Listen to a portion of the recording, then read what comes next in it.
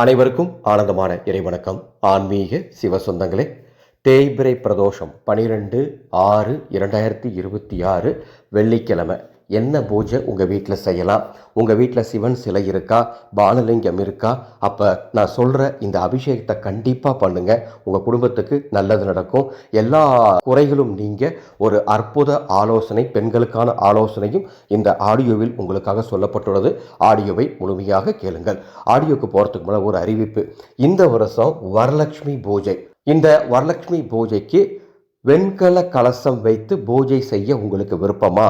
இதோ பெருநெல்லிச்செடியினுடைய வடக்கே போகும் வேர் உட்பட 11 சக்தி வாய்ந்த ஆன்மீக பொருட்களை கொண்டு அதர்வன வேத முறைப்படி வரலட்சுமி தாய்க்கு வெண்கல கலசம் கட்டி தரப்படுகின்றது. இந்த கலசம் வாங்கும் போதே இந்த வருஷம் வரலட்சுமி பூஜைக்கு என்ன மந்திரம் சொல்லணும், என்ன போற்றிகள் சொல்லணும் அப்படிங்கிற குறிப்புகள் அத்துணையும் வழங்கப்படும். இந்த பூஜை எப்படி செய்யணும்னு சேனலில் தெளிவாக ஒரு ஆடியோ பதிவு கொடுக்குறேன். வரலட்சுமி வெண்கல கலசம் முன்பதிவு செய்ய வாட்ஸ்அப் எண்ணுக்கு தொடர்பு கொள்ளுங்கள். அன்பு சொந்தங்களே, தேய்பிறை பிரதோஷம் மிக மிக சக்தி வாய்ந்த நாள். அதுவும் வெள்ளிக்கிழமை வரக்கூடிய தேய்பிறை பிரதோஷத்துக்கு அளப்பரிய சக்தி இருக்கு.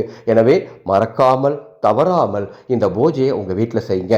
உங்கள் வீட்டில் ஈசனுடைய சிலை மற்றும் பானலிங்கம் இருந்துச்சுன்னு சொன்னால் பிரதோஷ நேரமான மாலை 4:30 5:40 அல்லது 6 மணிக்கு மேலே, மாலை 6 மணிக்கு மேலே இரவு 8:30 மணிக்குள் சந்தன அபிஷேகம் செய்தால் நிச்சயம் உங்கள் குடும்பத்திற்கு சர்வமங்கல பாக்கியம் உண்டாகும். சிலை இருக்கிறவங்க, பானலிங்கம் இருக்கிறவங்க அந்த அபிஷேகம் பண்ணுங்க. படம் மட்டும் வச்சிருக்கவங்க வழிபாடு மட்டும் பண்ணா போதும். ஈசனுக்கு இந்த மாத தேய்பிறை பிரதோஷம் நெய்வேத்தியம், ஒரு வித்தியாசமான நெய்வேத்தியம் சொல்றேன். அந்த நெய்வேத்தியத்தை வைங்க. என்ன செய்றீங்கன்னா, நெய் சாதமும் உளுந்து வடையும் நெய்வேத்தியமா வைக்க முயற்சி பண்ணுங்க. நெய் சாதமும் உளுந்து வடையும் நெய்வேத்தியமா வைக்கணும். அந்த உளுந்து வடையில மிளகு போட்டிருக்கணும். சரிங்களா? அவ்வாறு இந்த நெய்வேத்தியம் ஈசனுக்கு படைத்து 5 தீபங்கள் வடக்கு திசை நோக்கி ஈசனுக்கு முன்பாக அல்லது சிலைக்கு முன்பாக அல்லது பானலிங்கத்துக்கு முன்பாக ஏற்றுங்கள். அந்த 5 தீபங்கள் ஏற்றுவதற்கும் நமது புதிய தயாரிப்பான கைலாசா தீப எண்ணெய் இருந்தால் அதை ஊற்றுங்க. அன்பு சொந்தங்களே, நமது அறக்கட்டளை குலதெய்வ தீப எண்ணெய், ஆனந்தவழி மந்திரசக்தி தீப எண்ணெய் 2 எண்ணெய் தயார் பண்ணி கொடுத்துட்டு இருந்தோம்.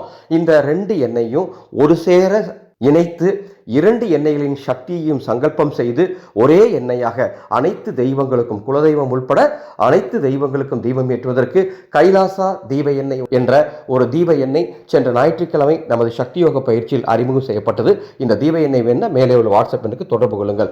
கைலாசா தீப எண்ணெய் இல்லை அப்படின்னு சொன்னால் நல்லெண்ணெய் ஊற்றி தீபமேற்றி ஓம் சம்போ மகாதேவா சரணம் என்ற இந்த மந்திரத்தை 108 முறை சொல்லி எவர் ஒருவர் தேய்பிறை பிரதோஷ வழிபாடு செய்கின்றாரோ நிச்சயம் அவர் குடும்பத்துக்கு எல்லா நல்லதும் கிடைக்கும். ஈசன் அருளால் பரிபூர்ணத்துவம் உண்டாகும். இந்த செய்தியை உங்களுக்கு தெரிந்த அத்துணை பேருக்கும் பகிர்ந்து கொள்ள வேண்டும் என்று அன்போடு அழைக்கின்றேன்.